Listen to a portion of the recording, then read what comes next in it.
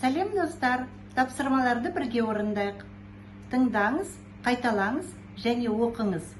Қазақ отбасындағы тіршілік тарауы. Мәтін. Отбасы сыйластық орнаған орта. Отбасының әрбір мүшесі өзара сыйластықты сақтауға тиіс. Сонда бірлік, татулық берік болады. Әке отбасындағы барлық қамқорлықты атқарса, ана отбасына нәр беруші адам. Сондықтан бала өмір бойы ата-анасының еңбегін, жақсылығын сыйлауы тиіс. Жалпы отбасында үлкендерді сыйлауға көп мән беріледі. Кішіпейілдік, көркем мінез, сыйластық отбасында қалыптасады. Ата-анасын сыйлап, өскен бала өзгелерді де құрметтеуге үйренеді. Киелі өлкеде отбасы құндылықтары берік сақталған. Үлкенге құрмет, кішіге ізет көрсетіп, саналы ұрпақ тәрбиелеудің аса маңызды қағидаларын ұстанады.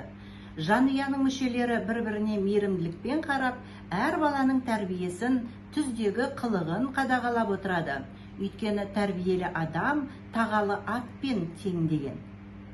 Мәтін бойынша төмендегі сұрақтарға жауап беріңіз. Отбасы деген сөзді қалай түсінесіз? Отбасы сыйластық орнаған орта. Отбасындағы бала тәрбиесі дегенді қалай түсінесіз? Кішіпейілдік, көркем мінез, сыйластық отбасында қалыптасады. Отбасы тақырыбына байланысты қандай мақал мәтел білесіз? Үлкенге құрмет, кішіге ізет, тәрбиелі адам тағалы атпен тең. Мақал мәтелдерді оқып, есіңізге сақтаңыз. Өз балаңды өскенше бағасың, немереңді өлгенше бағасың. Тату үйдің тамағы тәтті. Ана бәйтерек, бала жапырақ. Әдетті бала, арлы бала, әдепсіз бала, сорлы бала. Ағасы бардың жағасы бар, інісі бардың тынысы бар. Болымды етістікті болымсыз етістікке айналдырыңыз. Болымсыз етістіктің жұрнақтары маме, бабе, папе.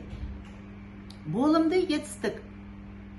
Ұлды кесте тігуге үйреткен, ұлды кесте тігуге үйретпеген. Арман жаңа киім алды, арман жаңа киім алмады. Ол бүгін келді, ол бүгін келмеді. Нұриса қатарда бірінші болып жүрді, Нұриса қатарда бірінші болып жүрмеді. Рахмет.